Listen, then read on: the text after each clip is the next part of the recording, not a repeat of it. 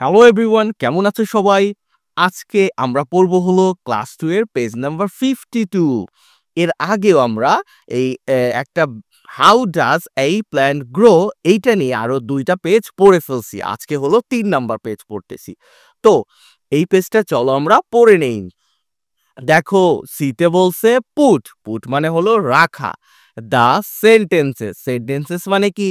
বাক্যসমূহ বা বাক্যগুলো। তাহলে বাক্যগুলো রাখো। কোথায় রাখতে বলছে? ইন দা কারেক্ট অর্ডার, সঠিক ক্রমে। অর্ডার মানে ক্রম, ক্রম বোঝো?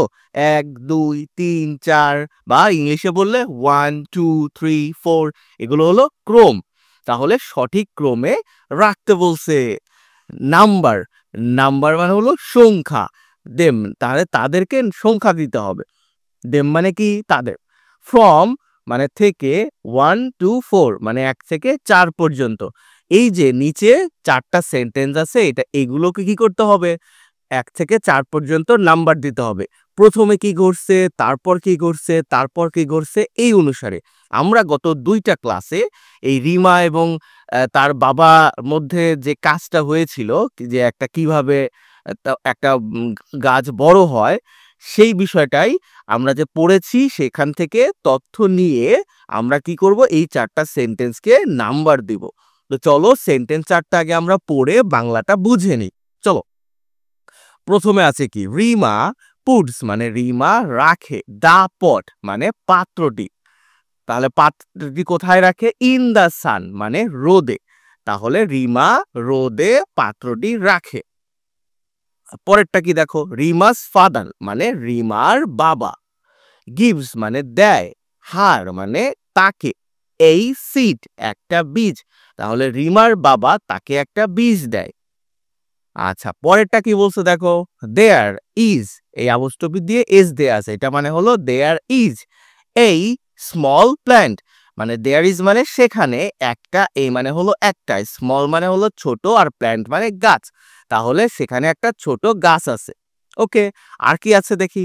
রিমা পুটস, রিমা রাখে, পুট মানে হলো রাখা।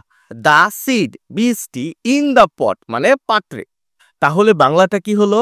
রিমা পাত্রে বীজ রাখে। বুঝতে পারছো? তাহলে 4টা সেন্টেন্স আমরা পড়ে নিলাম। এবার আমরা মিলিয়ে দেখব কোনটা আগে হয় কোনটা পরে হয়। চলো আমার সাথে সাথে।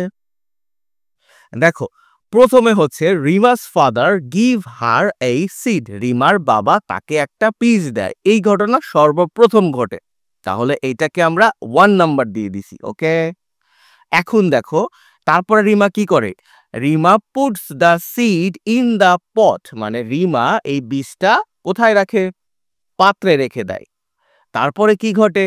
Rima puts the pot in the sun, তাহলে রিমা পাত্রটি রোদে রেখে দেয়। তারপর কি ঘটে? দেয়ার ইজ এই স্মল প্ল্যান্ট, সেখানে একটা ছোট্ট গাছ দেখা যাচ্ছে। তো আমরা 4টা লাইন সাজিয়ে নিলাম। তোমরা কারা কারা সাজিয়ে নিছো? তারা আমাকে কমেন্ট করে জানাও। আর এখনো কেন লাইক দাও নাই? লাইকটা দিয়ে দাও। আমরা ডি তে চলে আসছি। ডি তে বলছে সেই মানে হচ্ছে বলো, অ্যান্ড মানে এবং, রাইট মানে লেখো। দা মিসিং ডেজ, মিসিং মানে হলো কি? তোমার হারিয়ে যাওয়া।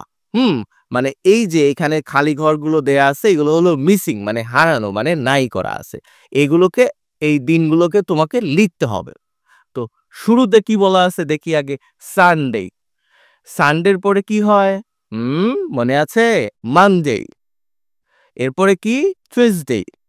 এরপরে ওয়েনসডে। ওয়েনসডে পরে কি হয়? থার্সডে। থার্সডে পরে কি হয়? ফ্রাইডে। ফ্রাইডের পরে আবার স্যাটারডে। তো দেখো, এইগুলো আমি উত্তর নিচে লিখে দিয়েছি। আমার সাথে সাথে তুমি দেখে নাও। সানডে, এরপরে আমি কি লিখে দিয়েছি? Monday, Tuesday, Wednesday, Thursday, Friday, এরপর স্যাটারডে। তুমি কিন্তু এখানে থাকা প্রত্যেকটা দিনের নাম মুখস্থ করে একদম সুন্দর করে খাতায় অনেকবার লিখবা, এবং তুমি বাড়িতে প্র্যাকটিস করবা কিনা সেটা অবশ্যই আমাকে কমেন্টে জানাও, আর একটা লাইক দিয়ে দাও, সাবস্ক্রাইবও করে দাও। ভালো থেকো সবাই, পরের ক্লাসে আবার দেখা হবে।